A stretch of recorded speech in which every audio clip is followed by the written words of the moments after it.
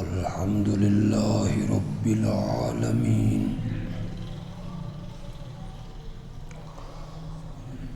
والعاقبة للمتقين والصلاة والسلام على سيد الأنبياء والمرسلين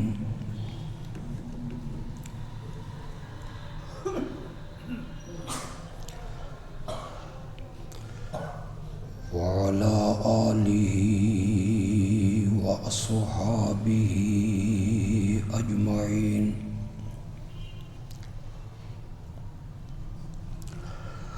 أما بعد فأعوذ بالله من الشيطان الرجيم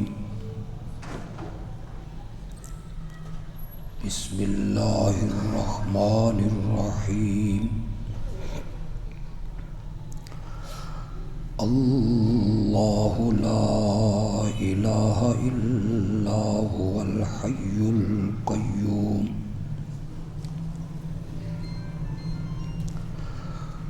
لا تأخذه سنة ولا نوم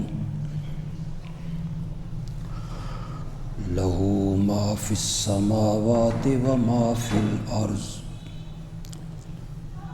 من ذا الذي يشفع عنده إلا بإذنه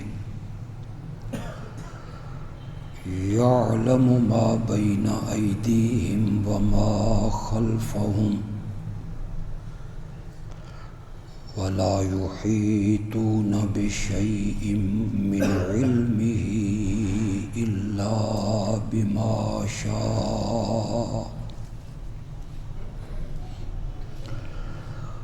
وسع كرسيه السماوات والأرض ولا يؤوده حفظهما وهو العلي العظيم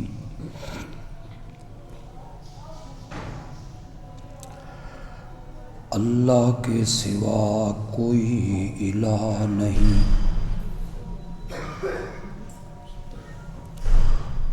وہ زندہ ہے سب کو تھامنے والا، نہ تو اسے اونگ آتی ہے اور نہ نیند، ہر لحاظ سے اسی کا ہے جو کچھ آسمانوں میں ہے اور جو کچھ زمین میں۔ کون ہے جو اس کے آگے شفاعت کے لیے لب کھولے مگر اس کی اجازت سے؟ جانتا ہے جو کچھ مخلوقات کے آگے ہے اور جو کچھ مخلوقات کے پیچھے، اور وہ سارے مل کے اس کے علم میں سے کسی حقیر چیز کا بھی احاطہ نہیں کر سکتے مگر جو وہ چاہے۔ اس کی قدرت وسیع ہے آسمانوں میں اور زمین میں،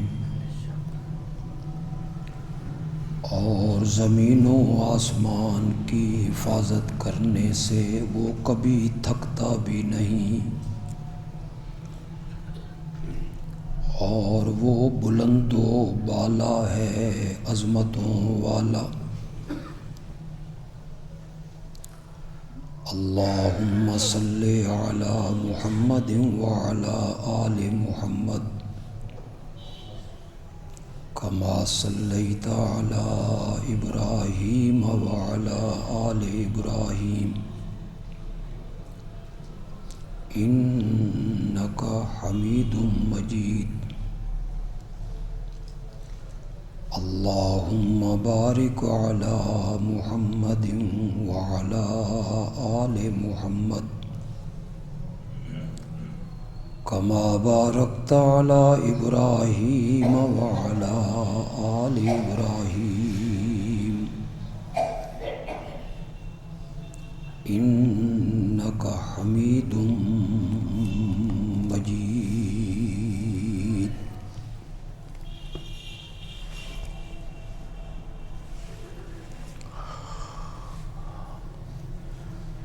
رمضان المبارک کے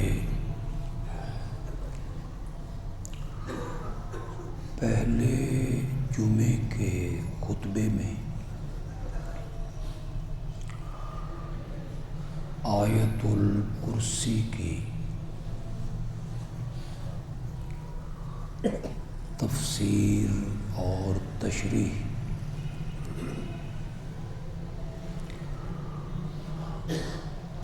یہ عنوان ہم نے شروع کیا تھا.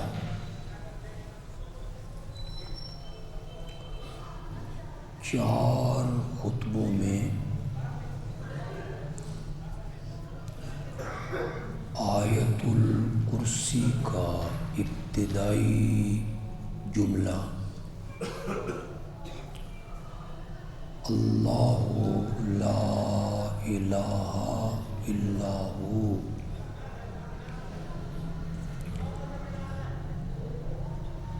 مسئلہ الہ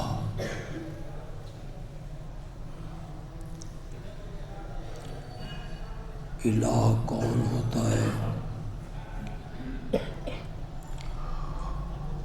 اور عبادت کسے کہتے ہیں،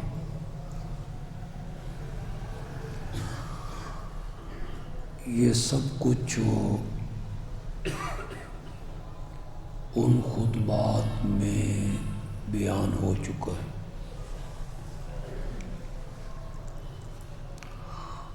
کچھ نئے حضرات آئے ہوں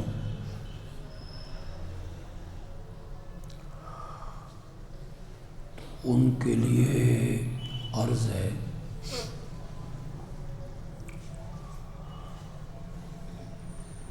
کہ دو صفتیں صرف الہ کی ہیں.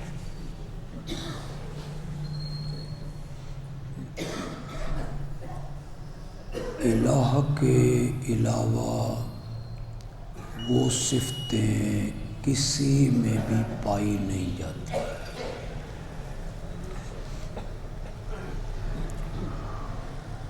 ان میں ایک صفت ہے عالم الغیب ہونا،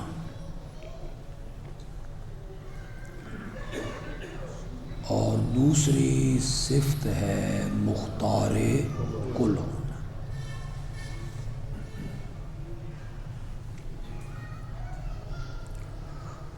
ظاہر بات ہے جس کے آگے سجدہ ریز ہونا ہے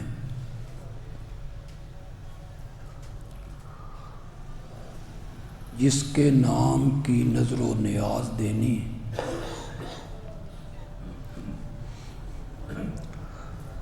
جسے مصائب میں پکارنا ہے،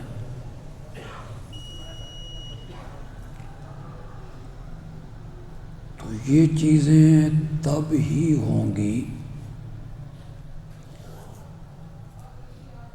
کہ جس ہستی کے لیے یہ تعظیم ہو رہی ہے وہ میرے حالات سے واقف ہے.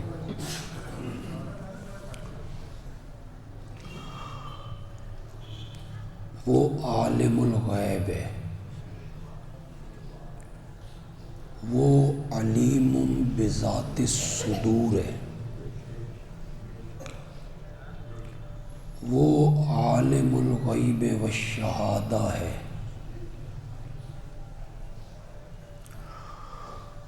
اور جس کو پکارنا ہے اور جس کے نام کی نظر و نیاز دینی، اس کے بارے میں یہ نظریہ ہونا چاہیے کہ میرا نفع اور میرا نقصان اس کے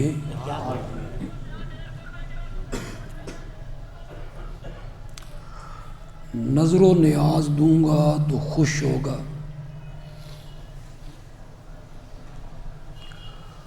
خوش ہوگا تو وہ میری تجارت میں، اولاد میں، فصلوں میں برکت دے سکتا ہے، بڑھا سکتا ہے، نفع پہنچا سکتا ہے۔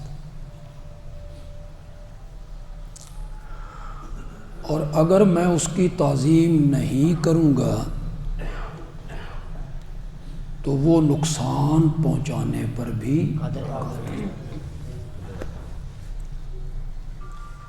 خوب سمجھ لیجئے، دل کی تختی پر لکھ لیجئے کہ دو صفتیں صرف الہ کی ہیں، جس میں یہ دو صفتیں مان لی جائیں اسے کیا مان لیا؟ چاہے زبان سے اسے الہ کہے یا نہ کہے۔ چونکہ یہ دونوں صفتیں صرف اللہ میں پائی جاتی ہیں، اس لیے اس کائنات کا الہ ہے صرف اللہ۔ عالم الغیب بھی صرف وہی ہے، اور مختار کل بھی صرف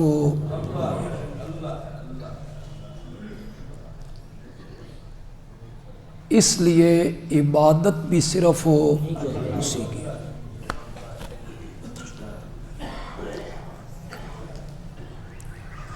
بار بار سمجھا رہا ہوں کہ یہ بنیاد ہے، تمہارے دل میں یہ بات بیٹھ جائے۔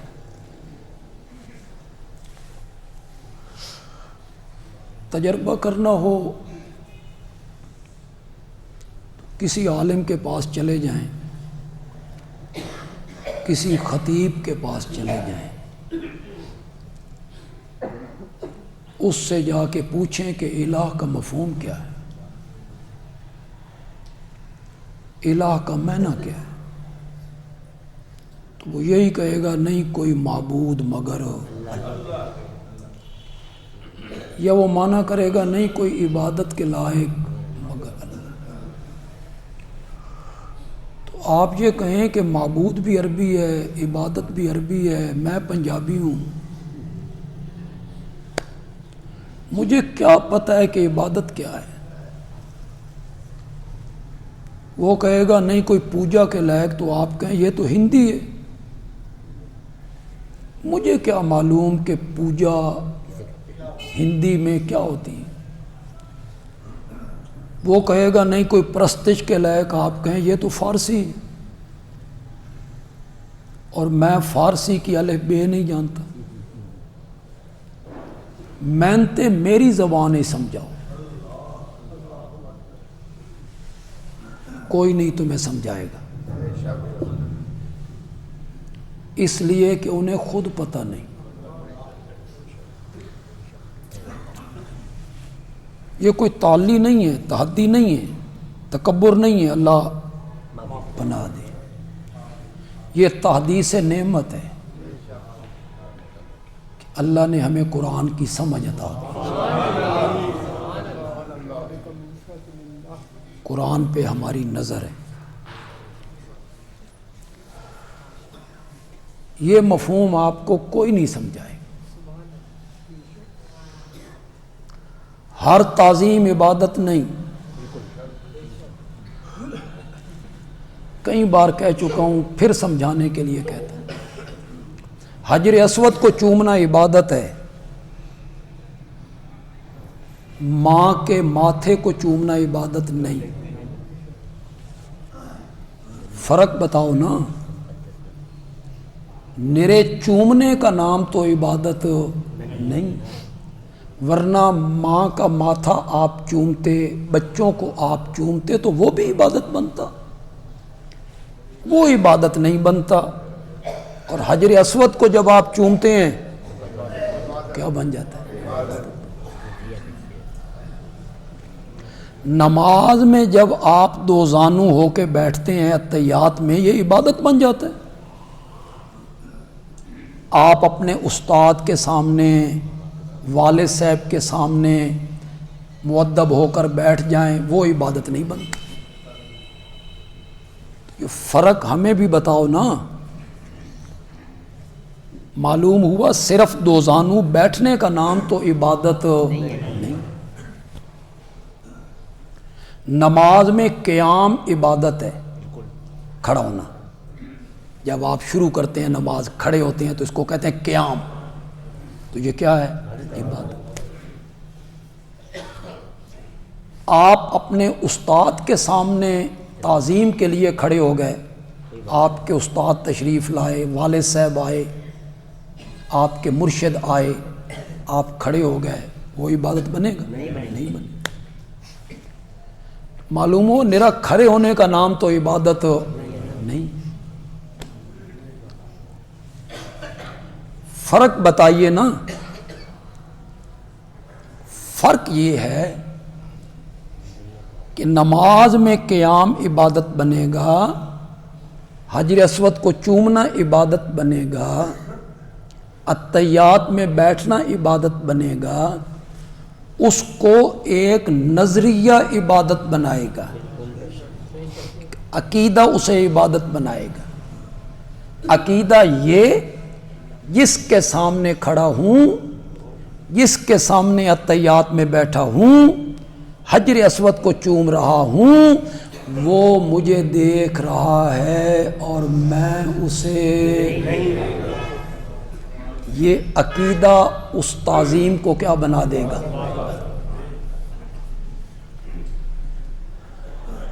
اللہ کے لیے قیام کرے گا، اللہ کی عبادت۔ اور جمعے کی نماز ختم ہو جائے، سنتیں اور نفل ختم ہو جائیں، اور پھر لوگ قیام کریں ہاتھ باندھ کے اور سلام پڑھیں، اور نظریہ یہ ہو کہ جن پر سلام پڑھ رہے ہیں میں ان کو نہیں دیکھ رہا اور وہ مجھے دیکھ رہے ہیں، تو یہ ان کی کیا بنے گی؟ اور کلمے میں کیا کہا تھا؟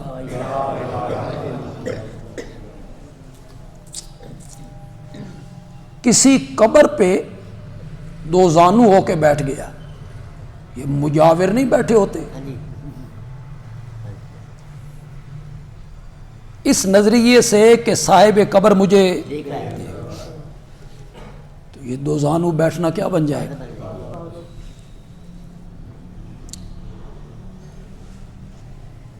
نظریہ اس کو عبادت بنا۔ مطلق پکار عبادت نہیں ہے۔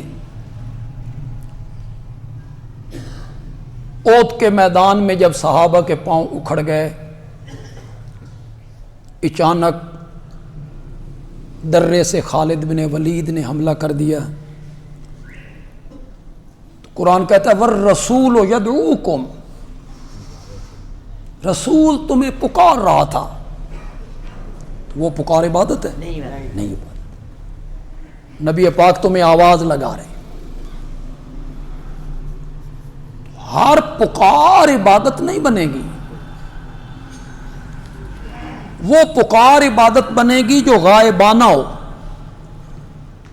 غائبانہ کا مطلب یہ ہے کہ جس کو میں پکار رہا ہوں میں اسے نہیں دیکھ رہا، وہ مجھے دیکھ رہا ہے، اور بغیر کسی وسائل کے، اسباب کے، مشینری کے، ریڈیو کے، موبائل کے، ٹیلی فون کے بغیر وہ میری آواز کو سن رہا ہے۔ تو یہ پکار کیا بن جائے گی؟ اس کی میں تشریح کروں گا جب انشاءاللہ۔ کچھ میں نے اس کو ایک جمعے پہ بیان بھی کیا تھا، میں تشریح کروں تو آپ کو سمجھ آ گئی۔ میں نے سارا خلاصہ بیان کر دیا 3 جمعے، جن تک یہ بات پہنچے گی اللہ کرے انہیں سمجھ ہو۔ اس پر میرے پاس قرآن کے بڑے دلائل ہیں۔ یہ نہیں ہے کہ ہمارا دامن کوئی دلائل سے خالی، کہ یہ دو صفتیں الہ کی ہیں، عالم الغیب ہونا اور مختار کل ہونا، یہ دو صفتیں کس کی ہیں؟ الہ کی۔ اس پر بیسیوں دلائل۔ کتنے لوگ میرے اشارے کو سمجھیں گے، میں اس طرف جانا نہیں چاہتا۔ اے تے حدود نو بھی پتا سی کہ یہ دو صفتیں کس کی ہیں۔ پڑھو سورت نمل، سورت نمل آپ پڑھیں۔ حدود نے جب حضرت سلیمان کے دربار میں تقریر کی تھی، انہی دو صفتوں کا ذکر کیا۔ وہ جو قوم سبا کے لوگ ہیں، سورج کو پوجا کرتے ہیں، وہ اس اللہ کا سجدہ کیوں نہیں کرتے جو زمین و آسمان کی چھپی ہوئی چیزوں کو باہر نکال دیتا ہے؟ سلیمان کے دربار میں حدود تقریر کر، سبحان اللہ۔ اب حضرت سلیمان کا دربار کوئی معمولی دربار ہوگا؟ اس میں وزیر ہوں گے، مشیر ہوں گے، پارلیمنٹ کے رکن ہوں گے، بڑے بڑے لوگ ہوں گے۔ پھر وہ صرف بادشاہ نہیں ہے، اللہ کا نبی ہے۔ ان کا تخت ہوا میں اڑتا ہے، جن ان کے تابع ہیں، جنوں سے وہ مختلف کام لیتی۔ قرآن نے اس کو ذکر کی۔ پرندوں کی وہ بولیاں جانتا ہے، معمولی آدمی وہ بیٹھے ہیں، صنادید ہیں، وزیر ہیں، مشیر ہیں، بڑے بڑے لوگ ہیں، اور حدود توحید کے عنوان پہ تقریر کر رہا۔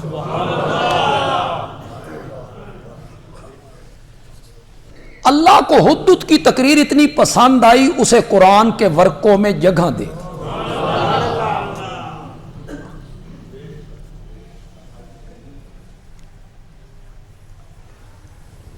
حضرت سلیمان اسے نہیں کہتے ٹھہرو بڑا مبلغ ہو، خطیب ویکھو، میں نے سمجھان لگا کہ زمین و آسمان کی چھپی ہوئی چیزیں باہر کون نکالتا ہے، میں نہیں جانتا، نہیں کہا۔ پانی زمین میں چھپا ہوا ہے، اسے باہر نکال دیا۔ فصلیں زمین میں چھپی ہوئی انہیں باہر نکال دیا۔ معدنیات زمین میں چھپے ہوئے انہیں باہر نکال۔ بارش بادلوں میں چھپی ہوئی ہے، اسے باہر نکال۔ سورج، چاند، ستارے، اس اللہ کا سجدہ کیوں نہیں کرتے جو زمین و آسمان کی چھپی ہوئی چیزیں باہر نکال دیتا ہے؟ آگے حدود کہتا ہے اور وہ جانتا ہے جو کچھ لوگ سینوں میں چھپاتے ہیں اور جو لوگ ظاہر کرتے ہیں، سب کو وہی جانتا ہے۔ کتنی صفتوں کا حدود نے ذکر کیا، بولو تو صحیح یار۔ زمین و آسمان کی چھپی ہوئی چیزیں باہر نکال دیتا ہے، قادر ہے، مختار کل ہے، مالک ہے، چھپی اور ظاہر چیزوں کو جانتا ہے، عالم الغیب ہے۔ حدود اللہ کی ان دو صفتوں کو بیان کر کے کہتا ہے اگر یہ دو صفتیں اللہ کی ہیں تو پھر اللہ لا الہ الا ہو، پھر اس کے سوا الہ اے تے حدود نو ہی پتا سی کہ یہ دو صفتیں کس کی ہیں؟ الہ کی، الہ کی، الہ کی۔ چونکہ یہ دو صفتیں صرف اللہ میں پائی جاتی ہیں، لہذا کائنات کا الہ بھی وہی۔ حدود تقریر کر رہا ہے، سلیمان کا دربار ہے، صنادید، وزیر، مشیر، حضرت سلیمان کا وقت بھی بڑا قیمتی ہے، بادشاہ جو ہوئے وقت بھی بڑا قیمتی ہے۔ اس نے تقریر شروع کی، حضرت سلیمان نے کہا ٹھہرائے، میرا وقت ضائع نہ کر، میں نہیں جانتا کہ زمین و آسمان کی چھپی ہوئی چیزیں کون باہر نکالتا ہے، میں سمجھان لگا ہوا، اپنی حیثیت پہچان۔ نہیں کہا۔ بندے عالوی کہتا ہے توحید کا مضمون اتنا خوبصورت مضمون ہے، ہدہد پرندہ بھی بیان کرنے لگ جائے نا تو سلیمان پیغمبر بھی سننے لگ جائے گا۔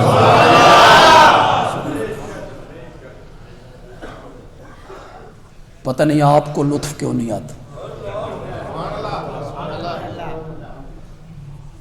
یہ اتنا خوبصورت مضمون، یہ کوئی معمولی مضمون ہے۔ سب سے زیادہ پیار اللہ کو اپنے نبیوں سے ہے،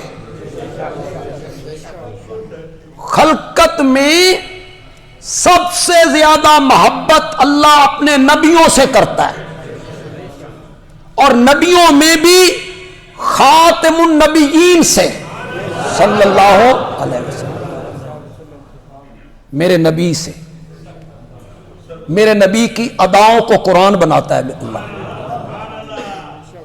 ان کی اداؤں کے ذکر کرتا ہے اللہ۔ قد نرا تقلب وجہک فی السماء فلنولینک قبلۃ ترضاھا، آپ کا بار بار چہرہ آسمان کی طرف اٹھانا اساں ڈاڈھا ویکھ دے پئے ہاں۔ ان کی نگاہوں کا ذکر کرتا ہے، ان کے چہروں کا ذکر کرتا ہے، ان کے سینے کا ذکر کرتا ہے، الم نشرح لک صدرک، ان کے شعر کی قسم اٹھاتا ہے، اتنی محبت ہے، ان کے لبوں کا ذکر کرتا ہے، لبوں کا، وکیل ہی یا رب،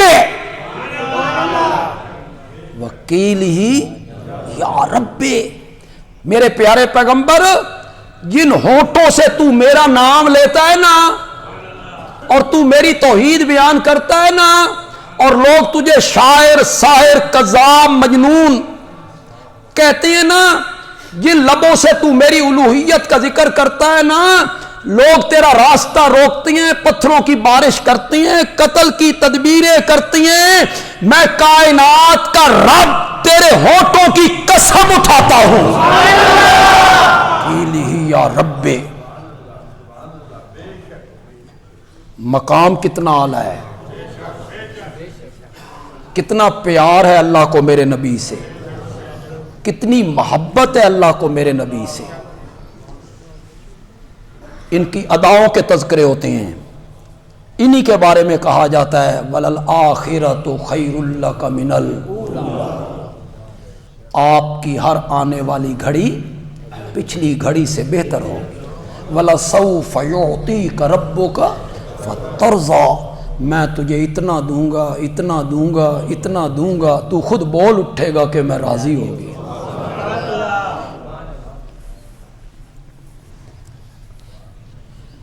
ان پر پتھروں کی بارش ہو رہی، یہ خون میں نہا گئے۔ ایک صحابی کہتے ہیں میں نے ابھی کلمہ نہیں پڑھا تھا، میں مکے کی منڈی میں آیا جہاں تجارت ہوتی تھی، تو میں نے ایک شخص کو دیکھا جو آواز لگا رہا تھا قولوا لا الہ الا اللہ، اس کے پیچھے ایک آدمی تھا، اس کے ہاتھ میں پتھر تھے، وہ پتھر بھی مارتا تھا، کہتا تھا یہ کذاب ہے، مجنون ہے۔ میں نے لوگوں سے پوچھا یہ کون ہے، تو انہوں نے کہا یہ اس صدا لگانے والے کا چچا ہے، ابو لہب چچا ہے۔ پھر میں نے دیکھا کہ پتھر ان کو لگا اور وہ زمین پر بیٹھ گئے، ان کے سر پہ ہاتھ رکھنے والا کوئی نہیں تھا، ان کی مرہم پٹی کرنے والا کوئی نہیں تھا۔ پھر میں نے دیکھا ایک بچی آئی، اس کے ہاتھ میں پانی کا پیالہ تھا، وہ بابا بابا کہہ کے اس سے لپٹ گئی. اس نے جو پانی کا گھونٹ بھرا باہر نکالا تو خون سامنے آ گیا. اور بیٹی کہنے لگی بابا یہ سب کچھ کیا ہے؟ آپ نے فرمایا بیٹا یہ ساری تکلیفیں ان قریب ختم ہونے والی ہیں. وہ مار کھاتے ہیں، پتھروں کی بارش ہوتی ہے، مرم پٹی کرنے والا کوئی نہیں. ابو جال نے پہلے میرے نبی کو گالیاں بکی، میرے نبی نے کوئی جواب نہیں دیا تو اس نے پتھر مارے. میرے نبی کے سر پہ پتھر لگا، خون کا فوارہ ابلا، آپ ہاتھ رکھ کے وہیں بیٹھ گئے. حضرت حمزہ کی لونڈی یہ سارا منظر دیکھ رہی تھی. حضرت حمزہ شکار پہ گئے ہوئے تھے، واپس پلٹے نا تو لونڈی نے کہا مالک ٹھیک ہے تیرا اپنا نظریہ ہے، اس کا اپنا نظریہ ہے، لیکن تیرے بھتیجے کی جو بے بسی آج میں نے دیکھی ہے نا تو مجھ سے برداشت نہیں ہو سکا. وہ سر پہ ہاتھ رکھ کے بیٹھا تھا، کوئی پوچھنے والا بھی نہیں تھا، اور ابو جال گالیاں بکتا تھا. حضرت حمزہ اٹھے، بدلہ چکایا، بدلہ چکا کے واپس آئے اور کہا بھتیجے میں تیرا بدلہ اتار آیا ہوں. تو میرے نبی نے کہا چچا بدلوں سے خوش کرنا چاہتے ہو؟ میں بدلے سے خوش نہیں ہوتا. تو کہتے ہیں آج میں نے تجھے خوش کر کے جانا ہے. بول کیسے خوش ہوتا ہے؟ فرمایا میرا کلمہ پڑھ میں اس سے خوش ہوتا. حضرت حمزہ کے ایمان لانے کی وجہ بنی. میرے نبی گلیوں میں مار کھاتی ہیں، کوئی مرم پٹی کرنے والا نہیں ہوتا. لوگ بکواس کرتے ہیں کذاب ہے، مجنون ہے. ایک منٹ کے لیے تصور تو کرو، آپ میں سے کسی کو یا مجھے کوئی کذاب کہے، آپ میں سے یا مجھے کوئی پاگل کہے سڑکوں پر، ذہنی اذیت اس سے بڑی کیا ہوگی؟ یہ سب کچھ میرے نبی کے ساتھ ہو رہا ہے. بولو محبوب کو مار پڑ رہی ہو اور محب یہ سب کچھ دیکھ رہا ہو، ایسے ہی ہوتا ہے؟ کوئی محب یہ برداشت کرتا ہے کہ میرے محبوب کو کوئی مارے یا گالی دے یا راستہ روکے؟ اور یہاں محبوب کے ساتھ مکے کی گلیوں میں سب کچھ ہو رہا ہے، اور محب کہتا ہے ساری کائنات سے بڑھ کر تیرے ساتھ محبت ہے. جس مسئلے کی وجہ سے مار کھا رہے ہو نا وہ مسئلہ تجھ سے بھی زیادہ پیارا ہے. توحید کوئی معمولی مسئلہ ہے، لوگ اس کی طرف توجہ نہیں دیتے. سارے انبیاء جو آئے تھے وہ کیا پیغام لے کے آئے تھے؟ بولو. سورۃ انبیاء کی آیت نمبر 25 پڑھو. آج منبر و محراب کا غدار طبقہ سارے مضمون بیان کرتا ہے، توحید والا مضمون بیان نہیں کرتا، نام بھی نہیں لیتا توحید کا. سارے مضمون بیان ہوتے، ولیوں کی کرامتیں بھی، خواب بھی، کشف بھی، الہام بھی، جھوٹ بھی، جھوٹی کرامتیں بھی. ایسی ایسی کرامتیں فیس بک پہ آپ کو ملیں گی کہ آپ کو لطیفے سننے کی ضرورت بھی نہیں رہی. وہ بڑے بڑے لطیفے ہوتے ہیں، وہ جو کرامتیں انہوں نے گھڑی ہیں ان کا کوئی سر پیر نہیں، گھڑی ہیں انہوں نے، بنائی ہیں انہوں نے، تھوک کے حساب سے کرامتیں بنائی گئی، تھوک کے حساب سے. تم میں اکثریت پڑھے لکھے لوگوں کی ہے، صاحب مطالعہ لوگ بھی بیٹھے ہوں گے. حضرت ابوبکر کی کوئی کرامت ہے تو بولو، اٹھو بولو. کوئی چپ کر گئے ہو. تم نے تھوک کے حساب سے کرامتیں گھڑی ہوئی. حضرت عثمان کی کوئی کرامت بتاؤ، اٹھو. جس کے ہاتھ پہ کرامت ظاہر ہوتی ہے نا، وہ بتاتا نہیں پھرتا. یہ سب تم نے جھوٹ گھڑے ہیں، مرنا ہے، رب کے سامنے پیش ہونا ہے. وہاں ساری باتیں نکھر کے سامنے آ جائیں، پتہ چل جائے گا کہ کھوٹا کون ہے اور کھرا کون. جھوٹی کرامتیں لوگوں کو سناتے رہتے ہو. کرامت کا وجود تو ہے. حضرت مریم کی کرامت کا قرآن میں ذکر نہیں؟ اصحاب کاف، ذوالقرنین ہے. لیکن جس طرح تم نے گڑی، کبھی مرغی کھا رہے ہیں حضرت، ہڈیاں پھینک رہے ہیں، وہ بچہ بیٹھا ہے، اس کی ماں کہتی ہے تسی مرغی کھا رہے ہو، تو کہ فکر نہ کر، یہ ساریاں ہڈیاں پھر جمع کر کے دوبارہ مرغی بنا دینی. لوگ سن رہے ہیں. آگے لوگ کہتے ہیں سبحان اللہ، نعرے بھی لوگ لگاتے ہیں. الیس منکم رجل رشید، تم میں کوئی شائستہ آدمی نہیں ہے، کوئی تعلیم یافتہ نہیں ہے جو اٹھ کے پوچھے کہ یہ سب کچھ کیا ہو رہا ہے. کہاں سے کہاں نظریں پہنچ رہی ہیں. حضرت موسیٰ علیہ السلام فرعون کے دربار میں، اللہ نے کہا جاؤ اور فرعون کے دربار میں جا کے میرے نام کا نعرہ لگاؤ. وہاں جا کے کہو رب تو نہیں، رب وہ ہے جو عرش کا رب ہے. فرعون کا دربار ہے جناب، حزب اختلاف بھی کوئی نہیں، اس سے اختلاف کرنے والا کوئی نہیں، ڈکٹیٹر ہے، عامر ہے. حضرت موسیٰ علیہ السلام کہتے ہیں مولا جاتا تو ہوں، تو اگر اس نے میری بات کو نہ سنا تو میری تے خیر ہے، پر تیرا نام تو بڑا ہے نا. میں وہاں تیرا نام لوں، تیری توحید کو بیان کروں، تیری وحدانیت کو بیان کروں، اور وہ نہ سنے.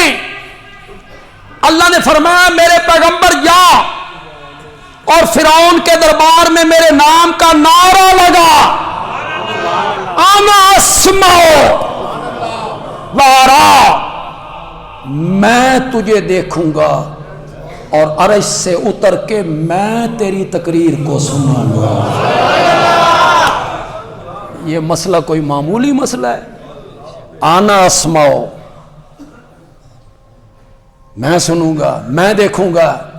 آپ اس کے دربار میں جائیں اور دربار میں جا کے میری توحید کا نعرہ لگائیں. ہم آپ کو بار بار سمجھاتے ہیں سمجھ جاؤ، تمہیں کوئی نہیں سمجھائے گا، کوئی نہیں تمہیں یہ باتیں بتائے گا.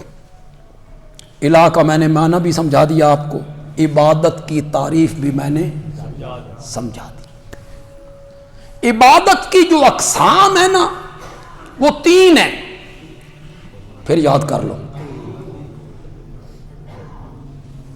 عبادت کی کتنی قسمیں؟ 4تھی کوئی قسم. عبادت کی صرف 3 قسمیں.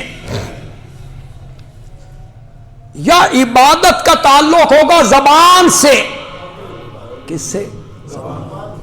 اس کو کہیں گے قولی عبادت، زبانی عبادت، لسانی عبادت. جیسے پکارنا، جیسے ہم آپ عمرے پہ جاتے ہیں لبیک اللہم لبیک لا شریک لک لبیک، یہ کون سی بات بنے گی؟ یا اللہ میرے مریض کو شفا دے دے، کون سی بات بنے گی؟ بولو بولو زور سے بولو. یا اللہ مدد،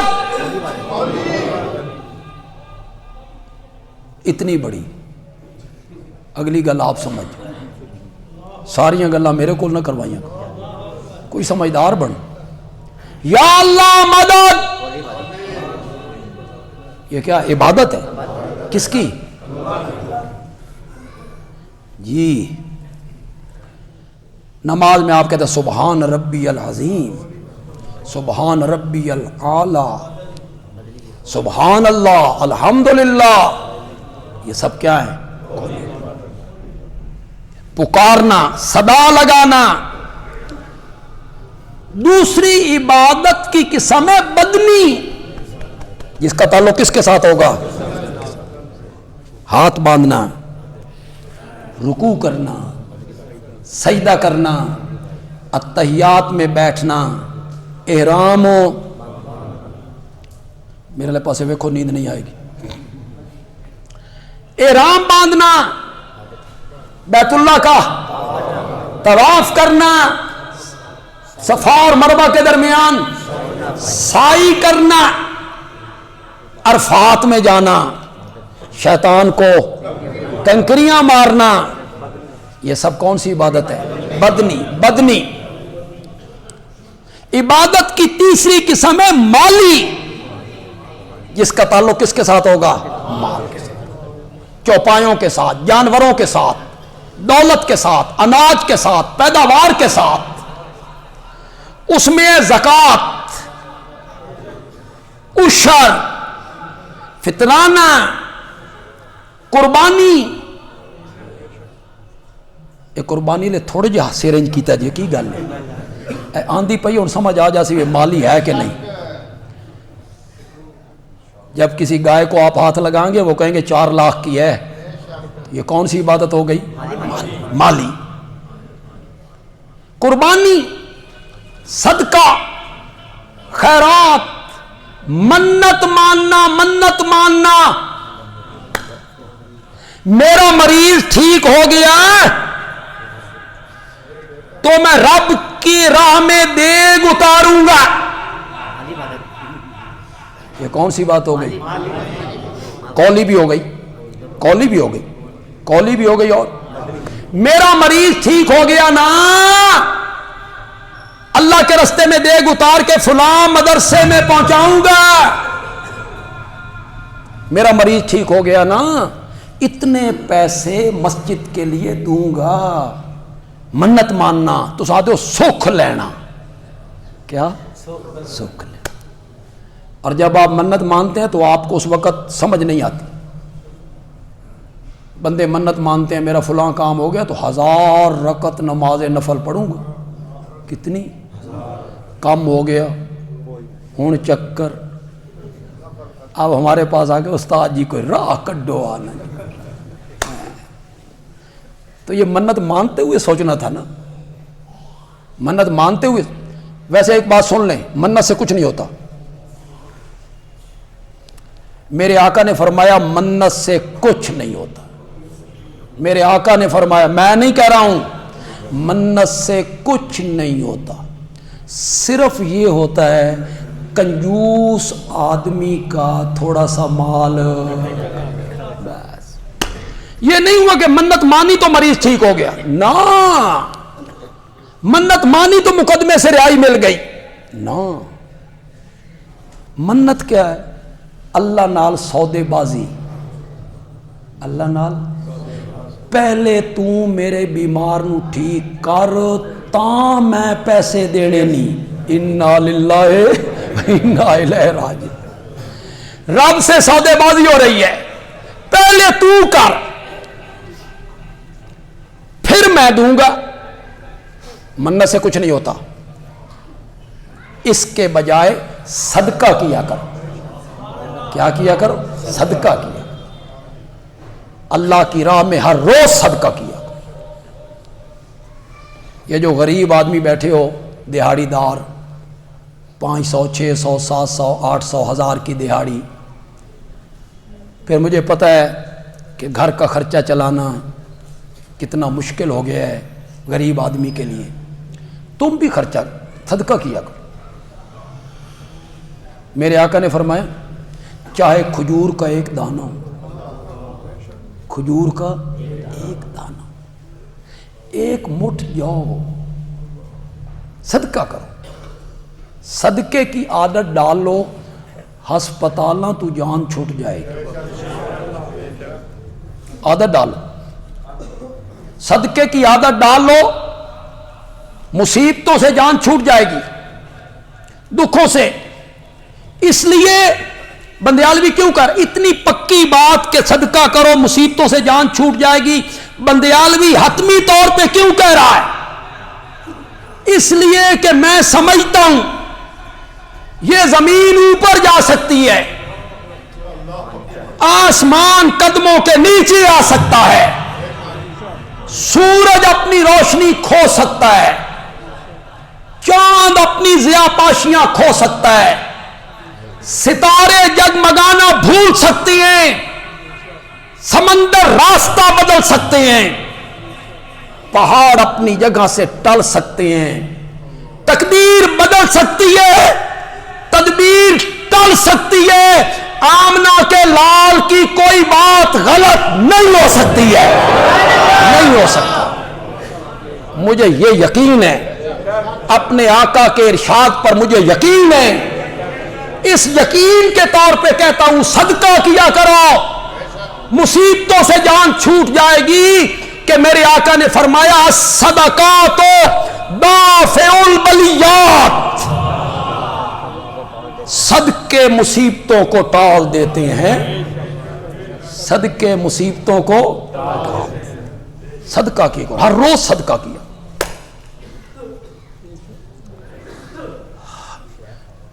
اگر میں ایک بات کہوں تو سب مننی تے کوئی نہیں.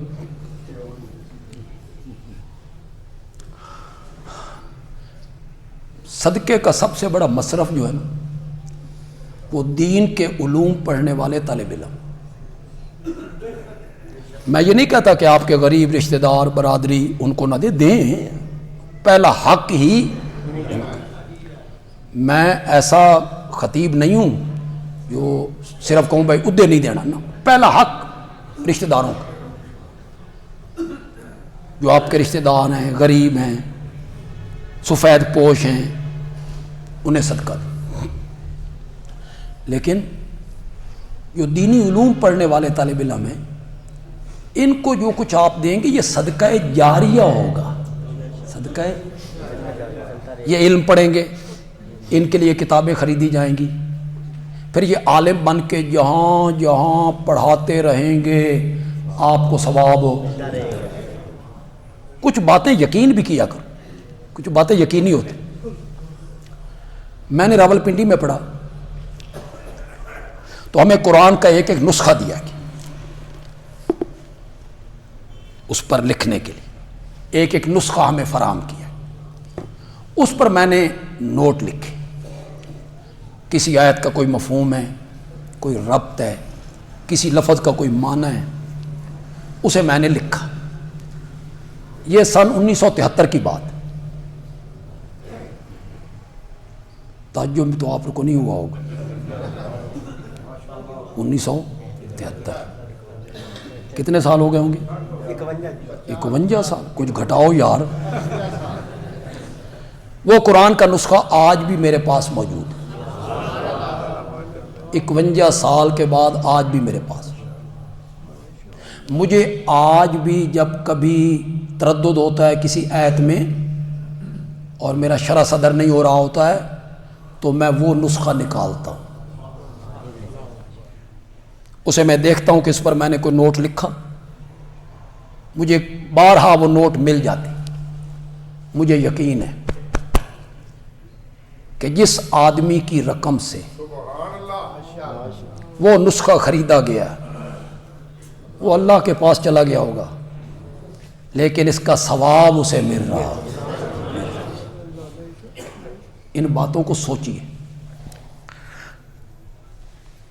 طریقہ تو میرے پاس بڑا ہے لیکن آپ کہیں گے بھی آپ نے ڈھیڑ ہاتھ ہمارا لگا ہوا، اور یہ میری عادت نہیں. یعنی میں فضول چندے مانگتا رہوں، میری عادت نہیں. میں کہوں کھڑے ہو جاؤ جی، جس طرح خطیبوں کی عادت ہوتی ہے نام لے کے. اب یہاں جو ہمارے مقتدی بیٹھے ہیں ان کے ناموں کا مجھے پتہ ہے. میں کہوں جی فلاں صاحب کھڑے ہو جاؤ بھائی، اس طرح چندہ مانگنا حرام ہے جی. مولانا اشرف علی تھانوی رحمۃ اللہ علیہ نے اس کو حرام لکھا ہے. کیوں؟ یہ خوش دلی سے نہیں ہے, یہ خوش دلی سے نہیں ہے, یہ تو شرم و شرمی. چندہ وہ ہوتا ہے جو خوش دلی سے, ایک بندے کو پتا ہو, ایک اس کے رب کو پتا ہو. ہاں کبھی کبھی بندہ ظاہر کر کے بھی دے, اس نیت سے دے کہ میرے ظاہر کرنے کی وجہ سے اور لوگ بھی. یہ سارے پنکھے ہم نے تبدیل کر دینے انشاءاللہ. اب بجلی کے جو بل ہیں وہ اوقات سے باہر ہو رہے ہیں. اس کی جگہ ہم لوگ پنکھے لگانا چاہتے ہیں, کیا کہتے ہیں ان کو, جن صاحب نے یہ پنکھے لگوائے, ظاہر بات ہے کہ یہ پنکھے جب بکیں گے تو اس کی جو رقم حاصل ہوگی وہ بھی ان پنکھوں میں شامل ہوگی. جس صاحب نے یہ پنکھے لگوائے تھے ان کو بھی آگے برابر ثواب ملتا رہے. تقریباً ہمیں 5,000 روپے فی پنکھا دینا پڑے, صرف 5,000. ہم وہ پنکھے لگوائیں گے. میں آپ سے بالکل نہیں کہتا کہ اپیل نہیں کرنا چاہتا, میں یہ کہتا ہوں آگے بڑھو, حصہ لو, نہیں تے ہو جانا جی. انشاءاللہ اللہ کے فضل سے ہمارا کوئی کام رکا نہیں. 5 پنکھے اکرم صاحب کہہ رہے ہیں, ہو جانا ہے. جو قسمت والے ہوں گے نا وہ آگے آئیں گے. ہاں جتنے لوگ ہیں وہ, میں کوئی نہیں کہتا کہ آپ مجھے بعد میں مل لیں, آپ اگلے جمعے تک مل لیں, لیکن اگلے جمعے تک ہم لگوا دیں گے انشاءاللہ. تو یہاں کئی ایسے لوگ بیٹھے ہیں جو اٹھ کے کہہ سکتے ہیں کوئی اپیل نہ کرو استاد جی, میں ہے وہ نا. مزہ یہ ہے, آپ دیا سو دودھ برابر, مانگ لیا سو پانی. آپ دیا سو دودھ برابر, مانگ لیا سو پانی. یہ تو آپ کو چاہیے تھا کہ آپ مجھے ملتے, جو ہمارے مقتدی ہیں, صاحب ثروت ہیں, اللہ نے بڑا مال دے رکھا ہے, اللہ نے ان گن دے رکھا ہے, گن گن کے نہیں دیتا اللہ نے, نو آگے وہ بھی نہیں گن سکتے, اتنا اللہ نے دیا ہے. اللہ رزق حلال میں اور برکت دے, اللہ اور دے. یہ کوئی بری بات نہیں ہے. نعم المال الصالح للرجل الصالح, اچھا مال اللہ اچھے بندوں کو دیتا ہے. حق حلال طریقے سے آئے تو جتنی دولت آئے کوئی حرج نہیں. یہ آپ کا فرض بنتا تھا کہ آپ مجھے ملتے اور آپ کہتے مولانا دورہ تفسیر شروع ہو رہا ہے, طلبہ آ رہے ہیں, ساڑھے لائق کوئی خدمت, آپ کا مطبخ کا خرچہ کتنا ہے, ہمارے لائق کوئی خدمت. یہ تو آپ کا حق بنتا تھا, بجائے اس کے کہ میں ممبر پہ مانگنے لگ جاتا تو میں کیوں سوال کروں. تو یہ آپ کا حق بنتا ہے, آئندہ آپ اس کا خیال کریں. تو کچھ لوگ مجھے بعد میں ملیں گے انشاءاللہ. وہ کئی لوگ ایسے ہوتے ہیں جو بالکل اعلان نہیں کرتے, نہ وہ اشارہ کرتے ہیں, بعد میں مجھے مل لیتے ہیں ان پنکھوں کے بارے میں. پھر کہہ رہا ہوں حصہ پالو. معاویہ مسجد ہے, توحید یہاں بیان ہوتی ہے. یہ عام مسجدوں کی طرح مسجد نہیں ہے, یہاں توحید کی آواز لگتی ہے. حصہ پالو, نہیں تے ہو جانا جے. یہ میں آپ کو کہہ رہا ہوں, اللہ سے مجھے بڑی کبھی امید ہے. آپ حصہ ڈالیں. ایک بندہ بھی کہہ سکتا ہے سارے پنکھے برام دے کے, اندر کے سارے پنکھے میں لگوا کے دے دیتا. مدرسے میں بھی ہمیں ضرورت ہے, ہم مدرسے میں بھی یہی نظام جاری کرنا چاہتے ہیں. صدقے کا طریقہ میرے ذہن میں یہ ہے, آپ ہمارے جامعہ کا گلہ لیں. جو جامعہ ضیاء العلوم کا گلہ ہے یہ اپنی دکان پہ رکھیں, گھر میں رکھیں, گھر میں جس جگہ پہ رکھیں اپنے بچوں کو کہیں کہ بطور صدقہ اس میں تم نے 10 روپے ڈالنے, بچیوں کو, بچوں کو, اہلیہ کو, بہنوں کو. تو اگر روز کے وہاں 100 روپے بھی 50 روپے بھی ہو جائیں تو مہینے کے 1500 ہو جائیں، تو 100 گلے ہو تو 1.5 لاکھ بن جائے گا۔ کہتے ہیں کہ ایک دفعہ کسی ہندوستان کے مدرسے میں کمی ہو گئی کھانے پینے کی، تو جو مولانا تھے انہوں نے اعلان کیا، انہوں نے اعلان کیا کہ ہر گھر کا آدمی 1 مٹھ آٹا، کتنا آٹا؟ ہر عورت جب آٹا گوندنے لگے نا 1 مٹھ مدرسے کے لیے الگ کر دے۔ اتنا آٹا ہو گیا کہ وہ مدرسے والے دوسرے غریبوں میں تقسیم کرنے لگے، 1 مٹھ جو ہر گھر سے آتا۔ اب 1 مٹھ الگ کرنے سے کچھ بھی نہیں ہوتا، تو آپ ایسا اگر کریں اپنی دکان پہ گلہ رکھ لیں، بطور صدقہ ہر روز اس میں 50 روپیہ 100 روپیہ ڈال دیں۔ یہ جو آپ فقیروں کو دیتے ہیں یہ سب پیشہ ور ہیں، کیوں دیتے ہیں آپ ان کو؟ یہ ایجنٹ ہیں، ان کے پیچھے آدمی ہیں، ان کے چھوڑے ہوئے یہ بندے ہوتے ہیں، عورتیں ہیں، بچے اٹھائے ہوئے ہیں، پٹیاں باندھی ہوئی ہیں، یہ سب فراڈ ہوتا ہے۔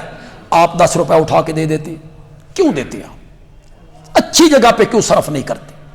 اگر اس دکان پہ رکھے ہوئے گلے میں آپ 100 روپے روز اپنا ڈال دیں بطور صدقہ، صبح جائیں دکان کھولیں، صدقے کے طور پہ آپ ڈال دیا کریں، گھروں میں آپ رکھیں، آپ کے بچے ڈالیں، اہلیہ ڈالیں، دوسرے لوگ ڈالیں، تو صدقہ کیا کرو۔ صدقہ مصیبتوں کو کیا کر دیتا ہے؟ مضمون تو درمیان میں ہی رہ گیا، البتہ آخر میں پھر سنیے کیا بیان کرنا چاہتے تھے کہ عبادت کی کتنی قسمیں؟ قولی، بولی، بدنی، اور تیسری عبادت کیا ہے؟ مالی۔ ان 3 عبادتوں کے علاوہ کوئی عبادت نہیں ہے، اور یہ تینوں عبادتیں ہونی چاہیے تو صرف کس کے نام پہ ہونی چاہیے؟